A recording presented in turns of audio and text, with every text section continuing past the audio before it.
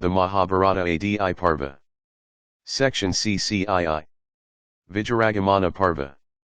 Vaisampayana said, the news was carried unto all the monarchs, who had come to the self-choice of Draupadi, by their trusted spies that the handsome Draupadi had been united in marriage with the sons of Pandu. And they were also informed that the illustrious hero who had bent the bow and shot the mark was none else than Arjuna, that foremost of victorious warriors and first of all wielders of the bow and arrows. And it became known that the mighty warrior who had dashed Salya, the king of Madra, on the ground, and who in wrath had terrified the assembled monarchs by means of the tree he had uprooted, and who had taken his stand before all foes in perfect fearlessness, was none else than Bhima, that feller of hostile ranks, whose touch alone was sufficient to take the lives out of all foes. The monarchs, upon being informed that the Pandavas had assumed the guise of peaceful Brahmanas, wondered much.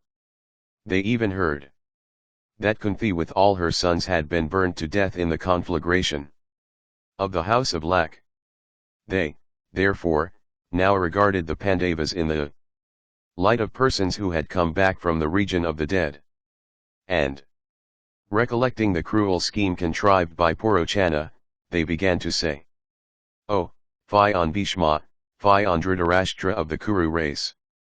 After the self-choice was over, all the monarchs, who had come thither, hearing that Draupadi had been united with the Pandavas, set out for their own dominions. And Duryodhana, hearing that Draupadi had selected the owner of white steeds, Arjuna, as her lord, became greatly depressed. Accompanied by his brothers, Aswathaman, his uncle, Sakuni, Karna and Kripa, the prince set out with a heavy heart for his capital.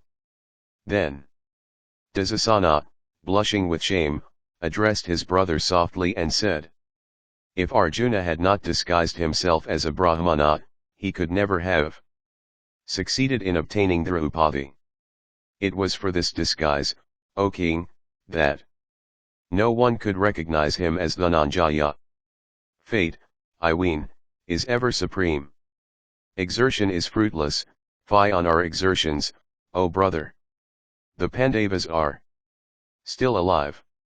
Speaking unto one another thus and blaming Purochana for his carelessness, they then entered the city of Hastinapura, with cheerless and sorrowful hearts. Beholding the mighty sons of Parita escaped from the burning house of Lak and allied with Drupada, and thinking of Drishtadhyumna and Sikandhan and the other sons of Drupada, all accomplished in fight, they were struck with fear and overcome with despair.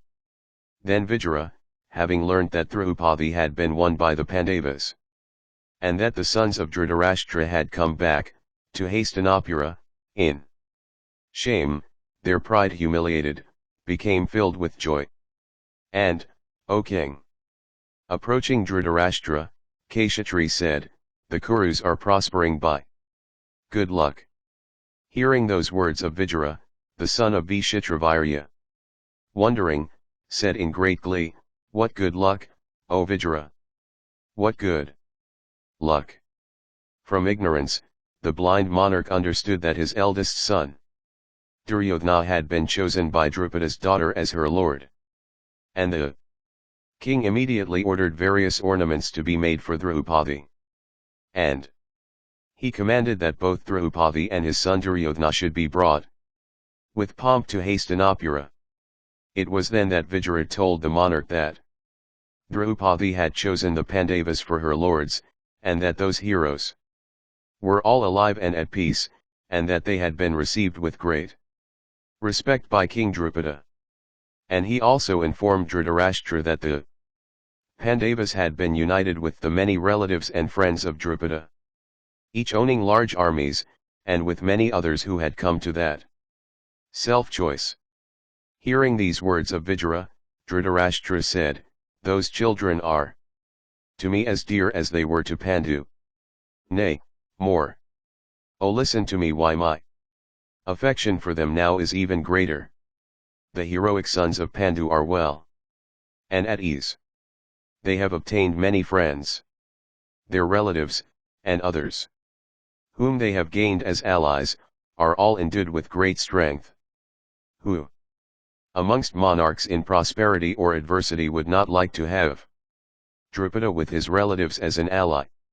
Vaisampayana continued, having heard these words of the monarch, Vijaya said, O king, let thy understanding remain so without change for 100 years.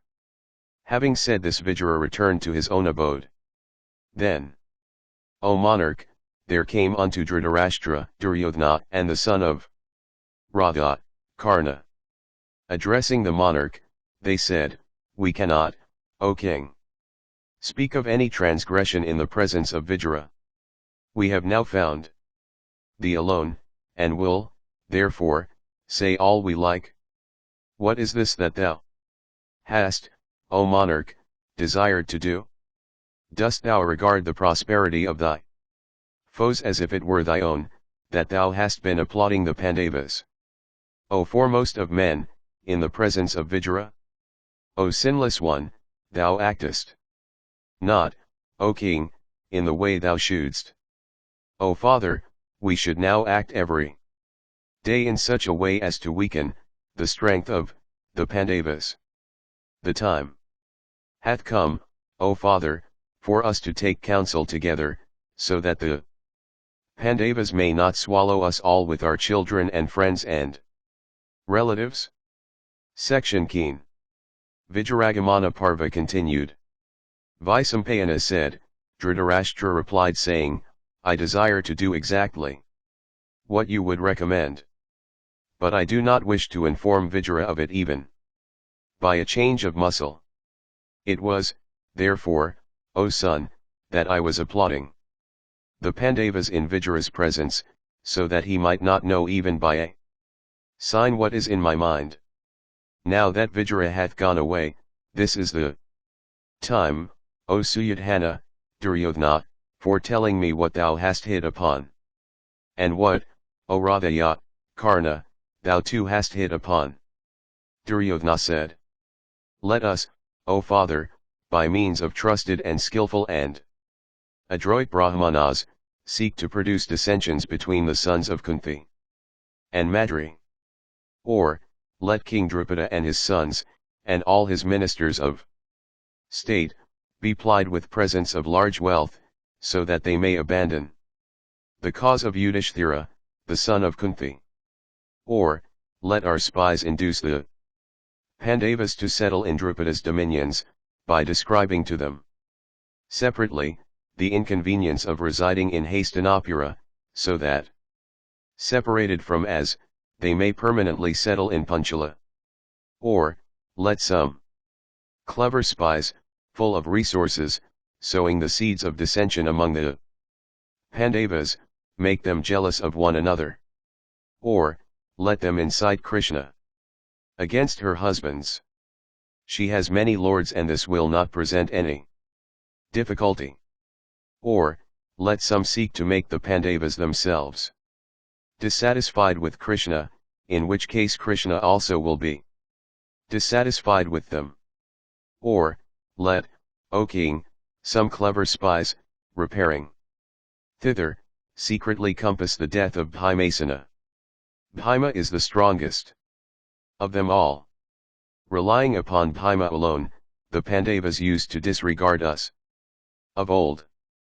Bhima is fierce and brave and the sole refuge of the Pandavas. If he be slain, the others will be deprived of strength and energy.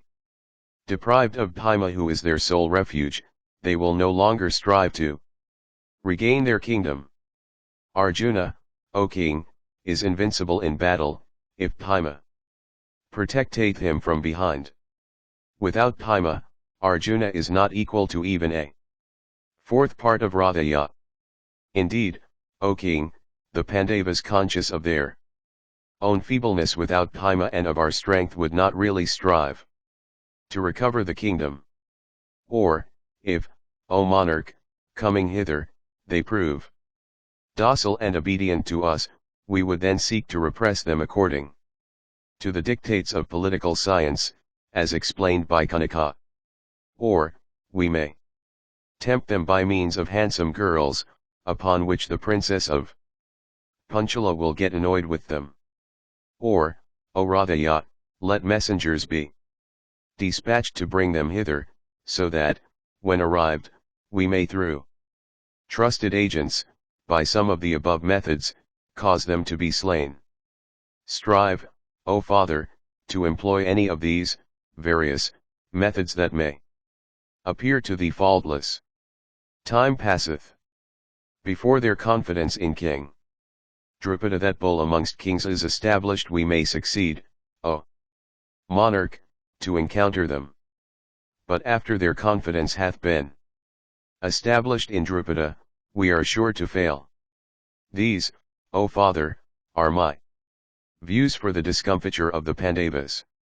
Judge whether they be good or bad. What, O Karna, dost thou think? Section CCIB. Vijaragamana Parva continued. Vaisampayana said, thus addressed by Duryodhana, Karna said, it doth not seem to me, O Duryodhana, that thy reasoning is well founded. O perpetuator of the Kuru race, no method will succeed against the Pandavas. O brave prince, thou hast before, by various subtle means, striven to carry out thy wishes. But ever hast thou failed to slay thy foes. They were then living near thee, O king. They were then unfledged and of tender years, but thou couldst not injure them then. They are now living at a distance, grown up, full-fledged. The sons of Kunti, O thou of firm resolution, cannot now be injured by any subtle contrivances of thine. This is my opinion. As they are aided by the very fates, and as they are desirous of regaining their ancestral kingdom, we can never succeed in injuring them by any means in our power. It is impossible to create disunion amongst them. They can never be disunited who have all taken to a common wife. Nor can we succeed in estranging Krishna from the Pandavas by any spies of ours. She chose them as her lords when they were in adversity. Will she abandon them now that they are in prosperity? Besides, women always like to have many husbands. Krishna hath obtained her wish. She can never be estranged from the Pandavas. The king of Panchala is honest and virtuous, he is not avaricious. Even if we offer him our whole kingdom, he will not abandon the Pandavas. Drupada's son also possesseth every accomplishment, and is attached to the Pandavas. Therefore, I do not think that the Pandavas can now be injured by any subtle means in thy power. But, O bull amongst men, this is what is good and advisable for us now, viz., to attack and smite them till they are exterminated. Let this course recommend itself to thee. As long as our party is strong and that of the king of the Panchalas is weak, so long strike them without any scruple. O son of Gandhari, as long as their innumerable vehicles and animals, friends and friendly tribes are not mustered together, continue, O king, to exhibit thy prowess. As long as the king of the Panchalas together with his sons gifted with great prowess, setteth not his heart upon fighting with us, so long, O king, exhibit thy prowess. And, O king, exert thy prowess before he of the Vrishni race, Krishna, cometh with the Yadva host into the city of Drupada, carrying everything before him, to restore the Pandavas to their paternal kingdom. Wealth, every article of enjoyment, kingdom, there is nothing that Krishna may not sacrifice for the sake of the Pandavas. The illustrious Bharata had acquired the whole earth by his prowess alone. Indra hath acquired sovereignty of the three worlds by prowess alone. O king, prowess is always applauded by the Kshatriyas. O bull amongst Kshatriyas, prowess is the cardinal virtue of the brave. Let us, therefore, O monarch, with our large army consisting of 4 kinds of forces, grind Drupada without loss of time, and bring hither the Pandavas. Indeed, the Pandavas are incapable of being discomfited by any policy of conciliation, of gift, of wealth, and bribery, or of disunion. Vanquish them, therefore, by thy prowess.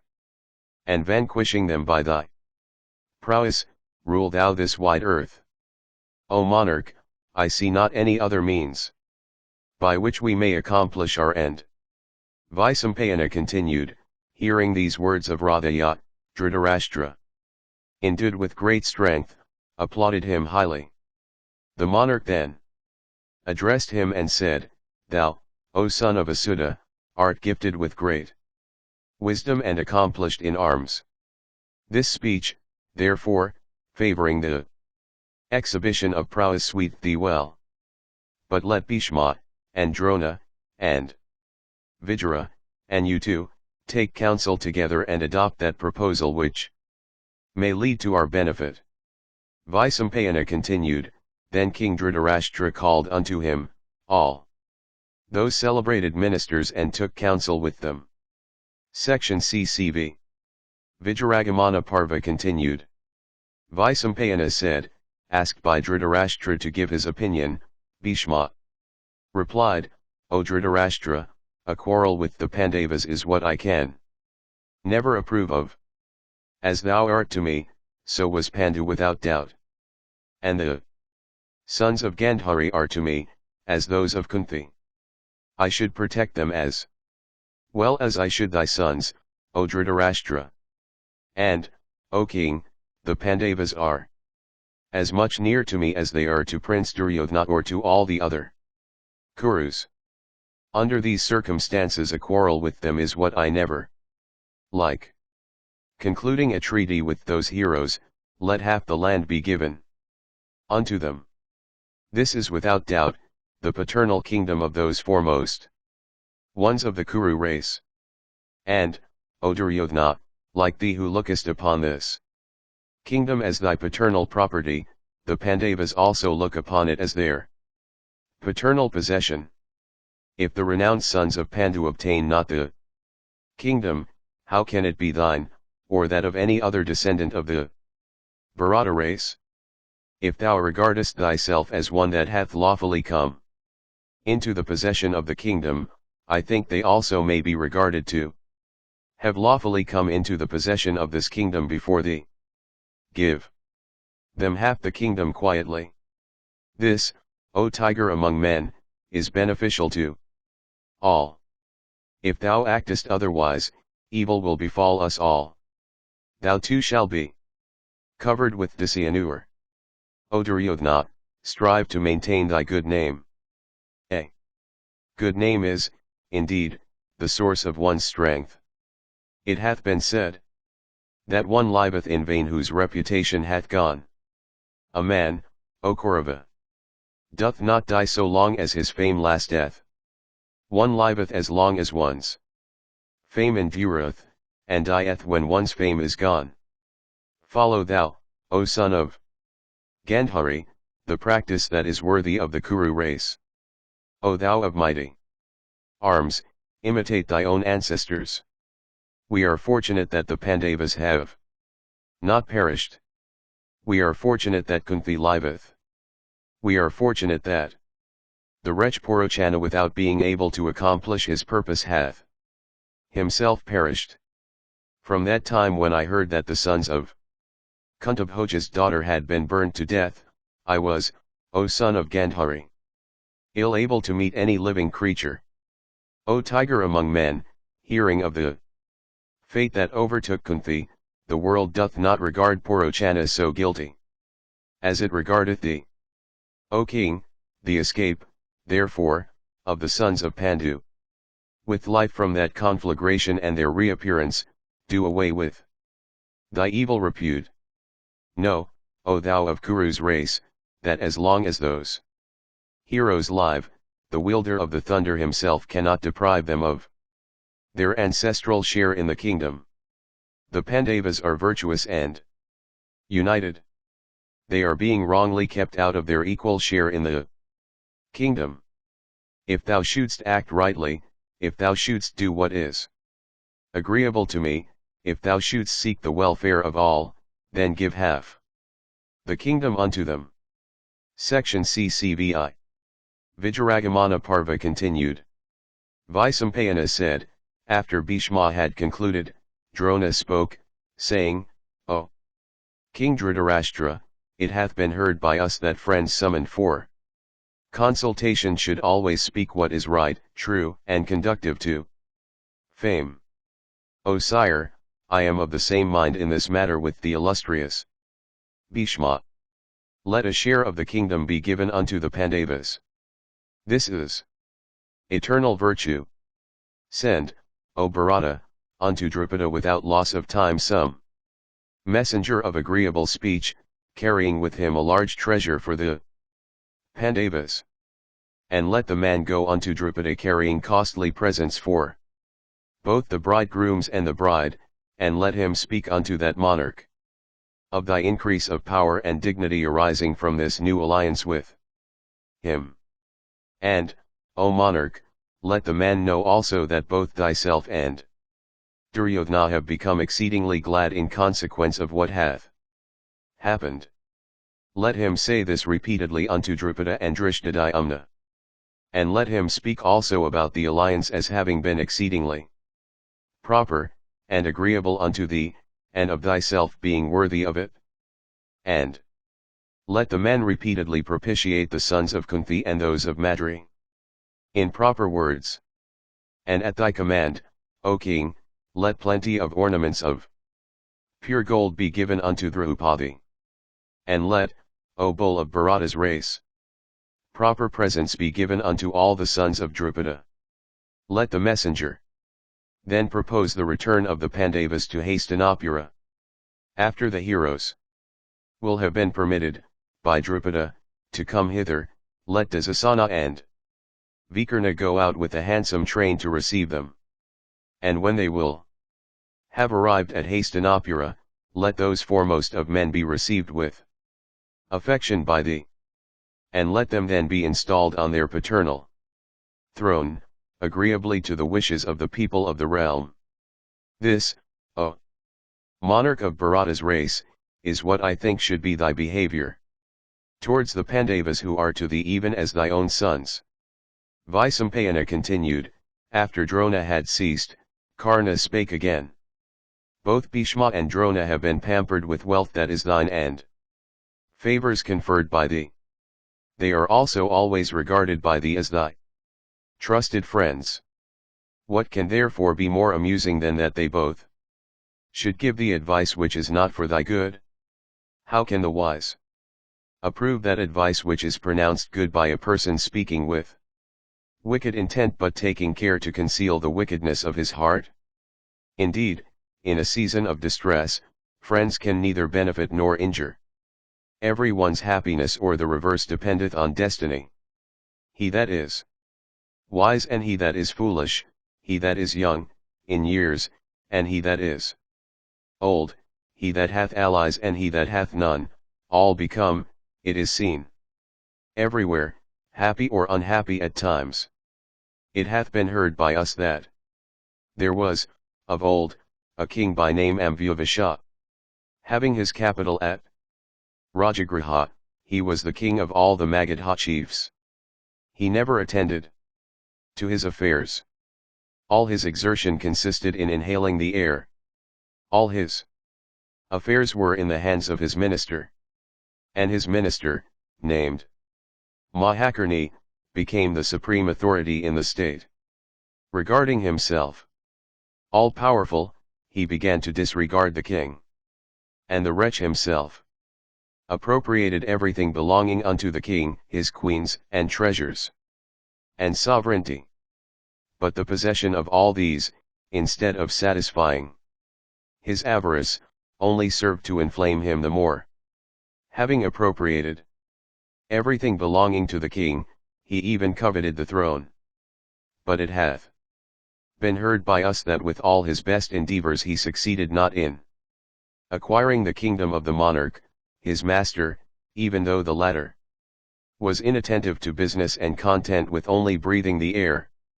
What else can be said, O king, than that monarch's sovereignty was dependent on destiny? If, therefore, O king, this kingdom be established in thee by destiny, it will certainly continue in thee, even if the whole world were to become thy enemy. If, however, destiny hath ordained otherwise, howsoever mayest thou strive, it will not last in thee. O learned one! Remembering all this, judge of the honesty or otherwise of thy advisers. Ascertain also who amongst them are wicked and who have spoken wisely and well. Vaisampayana continued, hearing these words of Karna, Drona replied. As thou art wicked, it is evident thou sayest so in consequence of the wickedness of thy intent. It is for injuring the Pandavas that thou findest fault with us. But know, O Karna, what I have said is for the good of all and the prosperity of the Kuru race. If thou regardest all this as productive of evil, declare thyself what is for our good. If the good advice I have given be not followed, I think the Kurus will be exterminated in no time. Section Ki. Vijaragamana Parva continued. Vaisampayana said, after Drona had ceased, Vijara spoke, saying, O monarch, thy friends without doubt are saying unto thee what is for thy good. But as thou art unwilling to listen to what they say, their words scarcely find a place in thy ears. What that foremost one of Kuru's race, viz., Bhishma, the son of Santanu, hath said, is excellent and is for thy good. But thou dost not listen to it. The preceptor Drona also hath said much that is for thy good, which however Karna, the son of Radha, doth not regard to be such. But, O king, reflecting hard, I do not find any one who is better a friend to thee than either of these two lions among men, viz., Bhishma and Drona, or any one who excels either of them in wisdom. These two, old in years, in wisdom, and in learning, always regard thee, O king, and the sons of Pandu with equal eyes. Without doubt, O king of Bharata's race, they are both, in virtue and truthfulness, not inferior to Rama, the son of Dasaratha, and Gaya. Never before did they give thee any evil advice. Thou also, O monarch, hast never done them any injury. Why should, therefore, these tigers among men, who are ever truthful, give thee wicked advice, especially when thou hast never injured them? Endued with wisdom, these foremost of men, O king, will never give thee counsels that are crooked. O scion of Kurus! Rate, this is my firm conviction, that these two, acquainted with all rules of morality, will never, tempted by wealth, utter anything betraying a spirit of partisanship. What they have said, O Bharata, I regard highly beneficial to thee. Without doubt, O monarch, the Pandavas are thy sons as much as Duryodhana and others are those ministers. Therefore, that give thee any counsel fraught with evil unto the Pandavas, do not really look to thy interests. If there is any partiality in thy heart, O king, for thy own children, they who by their counsel seek to bring it out, certainly do thee no good. Therefore, O king, these illustrious persons endued with great splendor, have not, I think, said anything that leadeth to evil. Thou, however, dost not understand it. What these bulls among men have said regarding the invincibility of the Pandavas is perfectly true. Think not otherwise of it, O tiger among men. Blessed be thou! Can the handsome Dhananjaya, the son of Pandu, using the right and the left hand with equal activity, be vanquished in battle even by Maghavat himself? Can the great Bhimasena of strong arms possessing the might of 10,000 elephants, be vanquished in battle by the immortals themselves?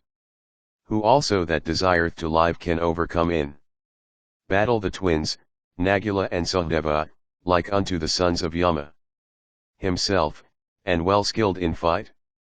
How too can the eldest one of the Pandavas, in whom patience, mercy, forgiveness, truth, and prowess always live together, be vanquished? They who have Rama, Valadeva, as their ally, and Janardana, Krishna, as their counselor, and Satyaki as their partisan, have already defeated everybody in war. They who have Drupada for their father-in-law, and Drupada's sons the heroic brothers, viz. Dristadhyumna and others of Prishada's race for their brothers-in-law, are certainly invincible. Remembering this, O monarch, and knowing that their claim to the kingdom is even prior to thine, behave virtuously towards them. The stain of calumny is on thee, O monarch, in consequence of that act of Purochana. Wash thyself of it now, by a kindly behavior towards the Pandavas. This kindly behavior of thine, O monarch, towards the Pandavas will be an act of great benefit to us, protecting the lives of us all that belong to Kuru's race, and leading to the growth of the whole Kshatriya order. We had formerly warred with King Drupada. If we can now secure him as an ally, it will strengthen our party.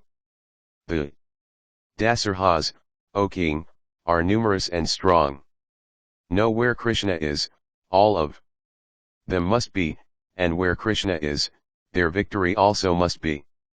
O king, who, unless cursed by the gods, would seek to effect that by means of war which can be effected by conciliation? Hearing that the sons of Parita are alive, the citizens and other subjects of the realm have become exceedingly glad and eager for beholding them. O monarch, act in a way that is agreeable to them. Duryodhana and Karna and Sakuni, the son of Suvala, are sinful, foolish and young, listen not to them.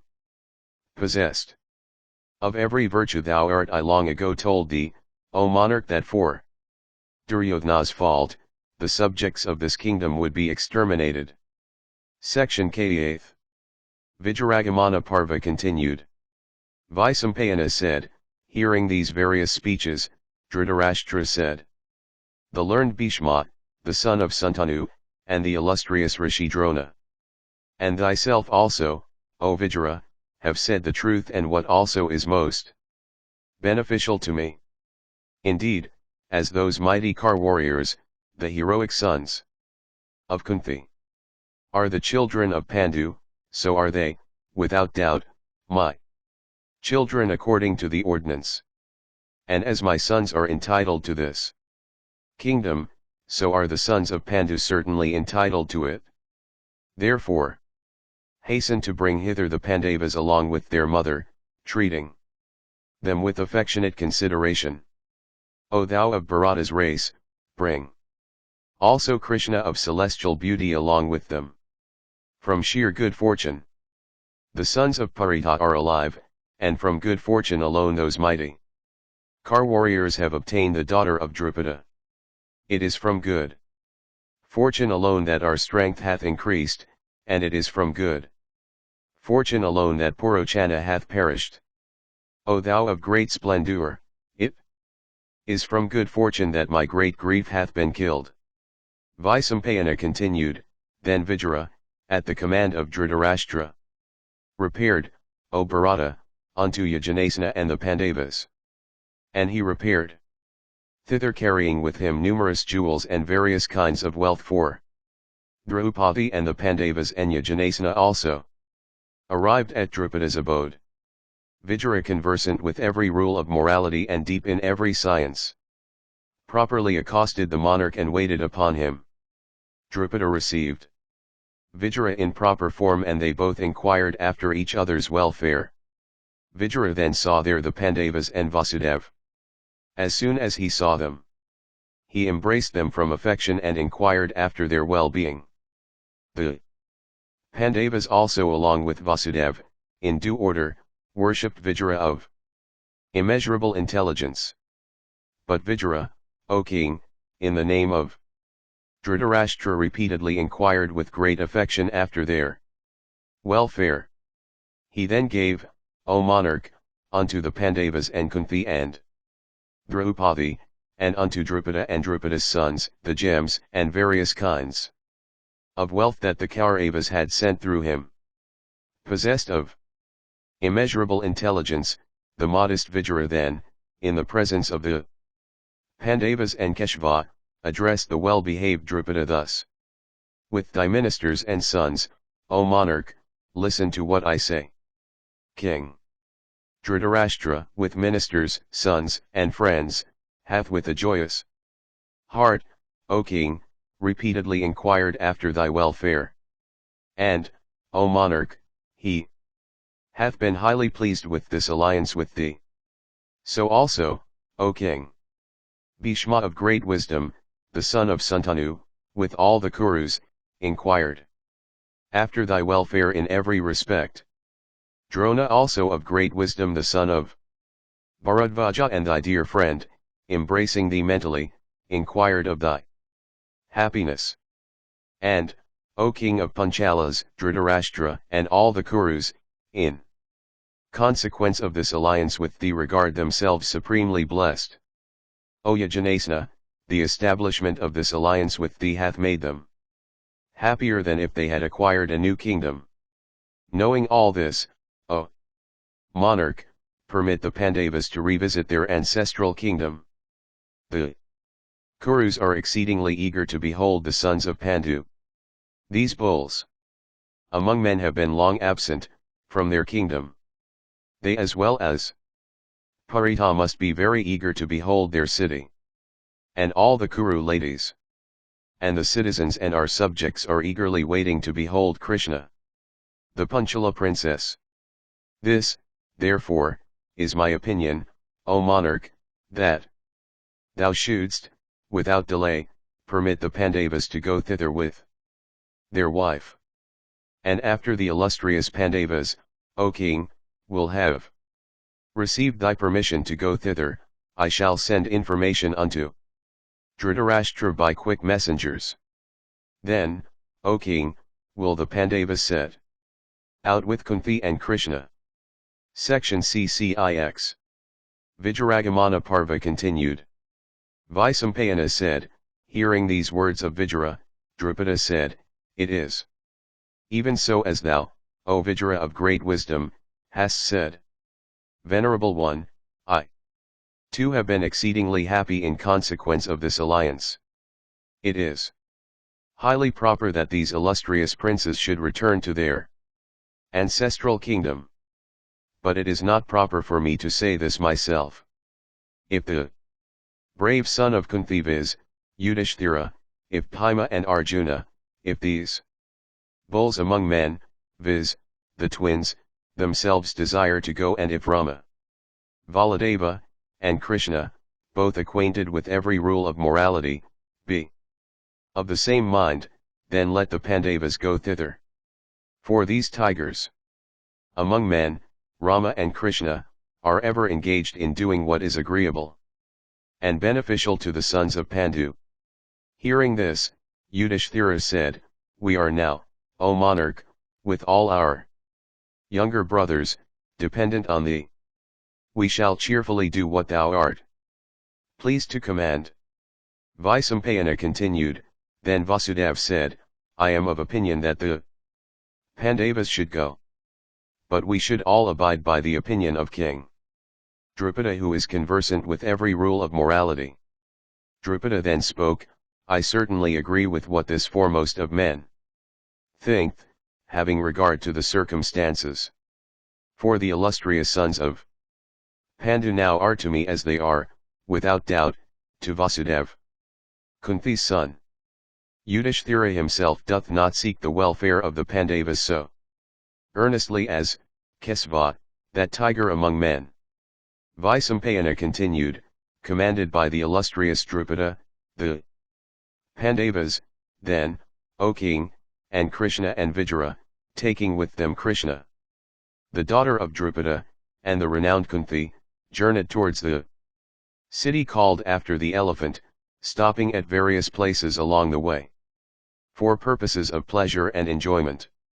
King Dhritarashtra, hearing that those heroes had neared the capital, sent out the Kauravas to receive them.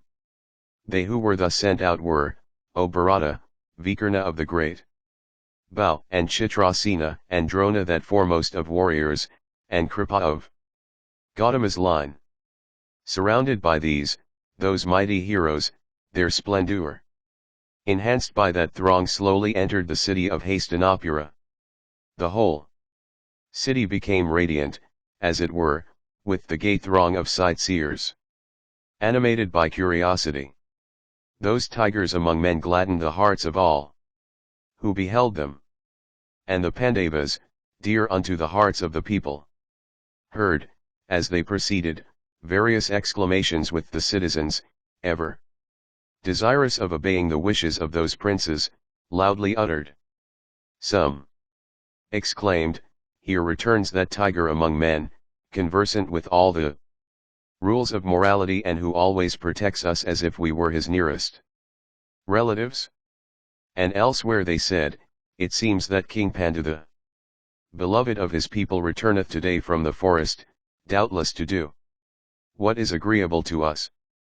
And there were some that said, What good is not done to us today when the heroic sons of Kunti come back to our town? If we have ever given away in charity, if we have ever poured libations of clarified butter on the fire, if we have any ascetic merit, let the Pandavas, by virtue of all those acts, stay in our town for 100 years. At last the Pandavas, on arriving at the place, worshipped the feet of Dhritarashtra, as also those of the illustrious Bhishma. They also worshipped the feet of everybody else that deserved that honor.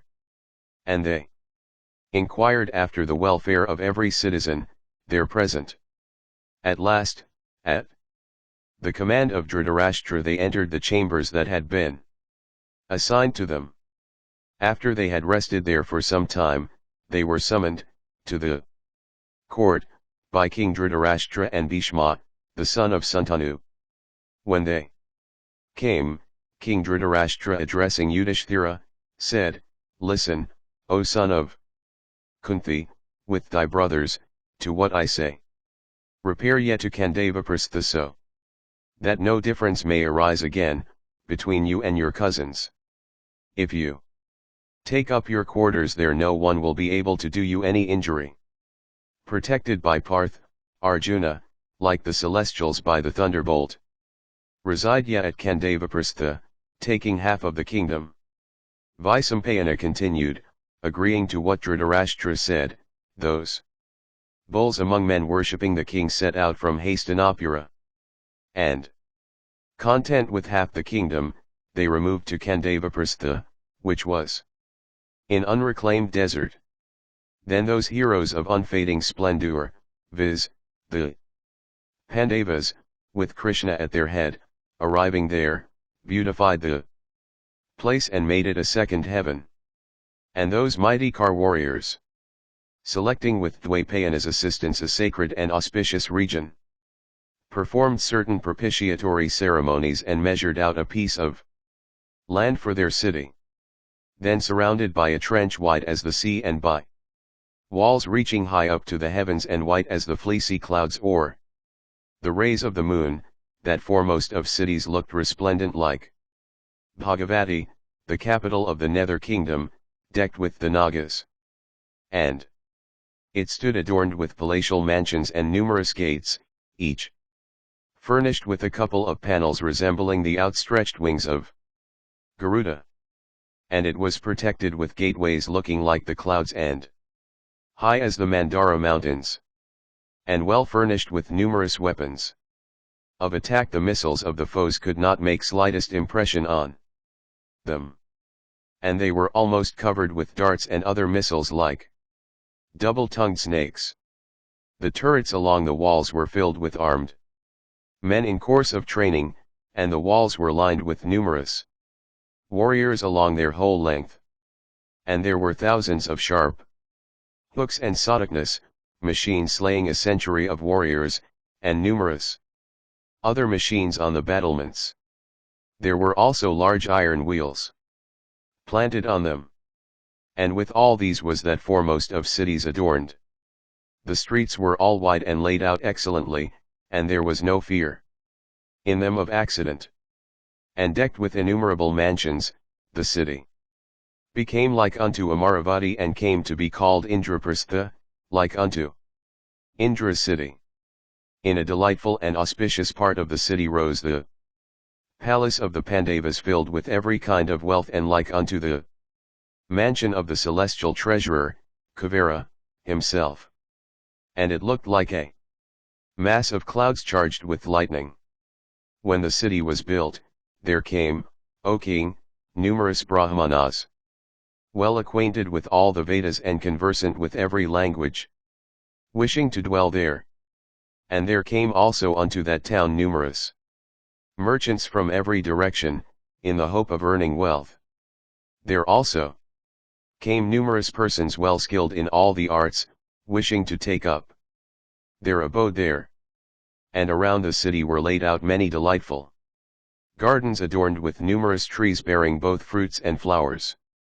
There were amras, mango trees, and amaratakas, and kadambas, and azokas, and champakas, and pannagas, and nagas, and lakuchas, and panasas, and salas, and talas, palm trees, and tamalas, and vakulas, and ketakas with their fragrant loads, beautiful and blossoming, and grand amalakas with branches bent down with the weight of fruits, and ladras, and blossoming ankolas, and jambas, blackberry trees, and patalas, and kunjakas, and adimatas, and caraveras, and parijatas, and numerous other kinds of trees always adorned with flowers and fruits, and alive with feathery creatures of various species. And those verdant groves always resounded with the notes of maddened peacocks and kokilas, blackbirds.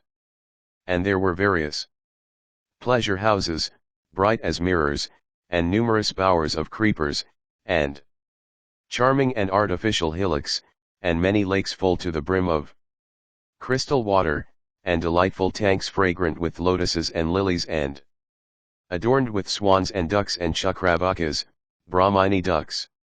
And there were many delicious pools overgrown with fine aquatic plants. And there were also diverse ponds of great beauty and large dimension. And, O king, the joy of the Pandavas increased from day to day, in consequence of their residence in that large kingdom that was peopled with pious men. Thus, in consequence of the virtuous behavior of Bhishma and King Dhritarashtra towards them, the Pandavas took up their abode in Kandavaprastha, adorned with those 5 mighty warriors, each equal unto Indra himself. That foremost of cities looked like Bhagavati, the capital of the nether kingdom, adorned with the Nagas. And, O monarch, having settled the Pandavas there, the heroic Krishna, obtaining their leave, came back with Rama to Dwaravati.